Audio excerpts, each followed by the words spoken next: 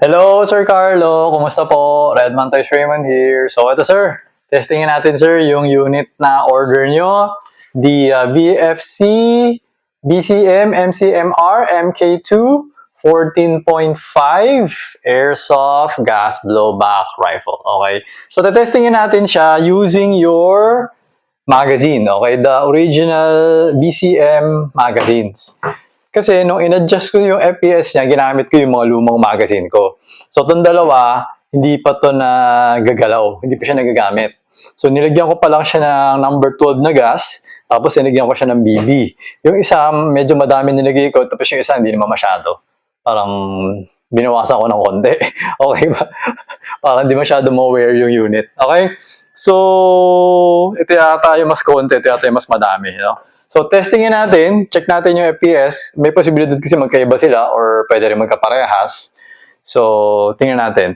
So, yung using my old magazines, yung mga M4 mags ko na BFC rin, nakakuha na kasi ako ng 483. Kaya nag-stop na ako nung na-adjust ko siya. Oh, 483, okay na to. Yun na yun. Kasi nga, di ba, parang 450 to 500 lang tayo. So, pero ano yun mga luma na kasi yun. So may posibilidad na pagdating dito baka mag 500 to. Kasi nga parang matagal na yung mga gas dun, tapos hindi ko alam kung paano napapanis or malamig dito. So may posibilidad.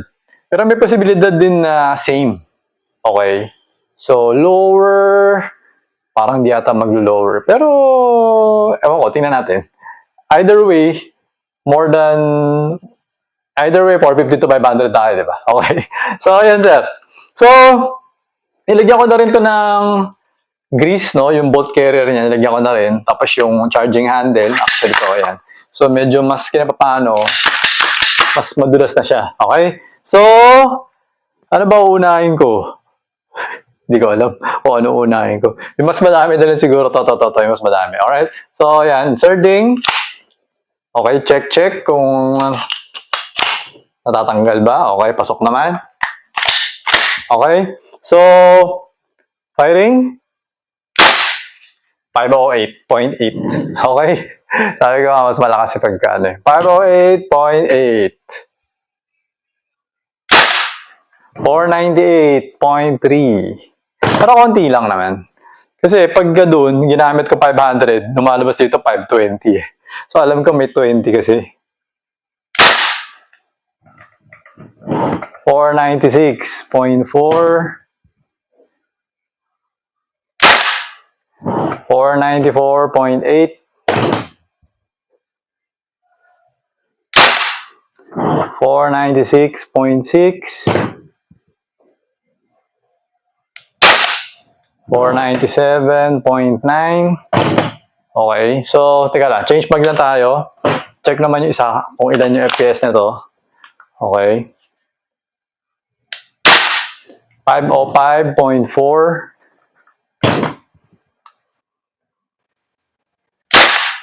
498.9.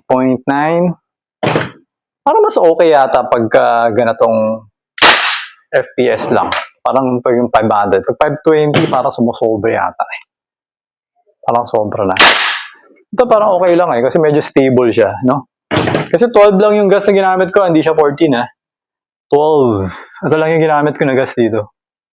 Okay, so pagka nag-14, mas malakas pa, tapos baka mas stable pa. 491. Siguro yung design niya lang yung pagka-design sa unit. Kaya medyo stable lang yung power niya eh.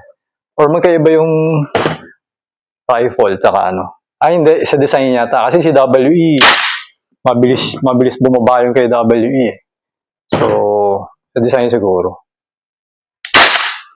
486.6. 484.9. Change mag. Balik ko lang. Kanina dito 490 yan. Yan, 496.8. Okay na to. Okay, full auto na natin. Nakakawit na ako. Okay. So, sa full auto naman tayo. Burst mode. Okay. Burst mode.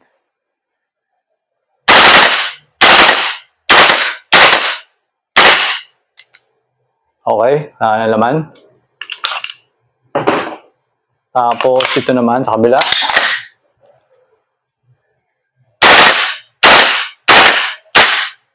Alright. Yan.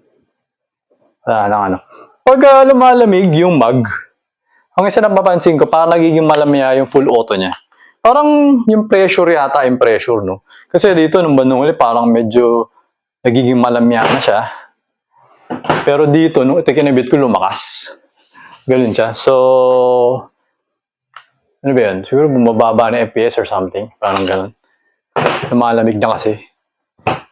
Okay. So, yun. Maganda talaga pagka sa ganito yung mga burst mode lang. Or semi-auto na lang talaga. Okay. So, yan, sir. Yan yung magazine natin, ha. Version 3. Actually, latest unit to. Kahit itong unit naman yata to. Version 3 din tawag dito. Basta latest lahat siya. Okay, yan yung magazine dalawa. So, yung mga ano ko, BFC ko, yung mga M4 ko, version 3 din to eh.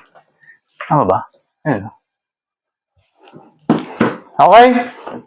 So, ayun Sir Carlo, okay na tong unit mo. So, hammer down. Balik ko siya sa semi. Okay. So, ayun Sir Carlo, okay na tong unit mo. So, I will be preparing all the other stuff, no? Yung mga red dot, saka, ito ba? Yung bala, saka yung gas pala. 14 pala in order mo. Okay. So, yun. Then, PM kita para mapakuha mo na or mapadala ko na sa sayo through Lalamove. Okay? So, ayun sir. Thank you for your order. Until next transaction po, always remember to stay safe, stay great, be good, and be thankful always. God bless po sir. Bye-bye.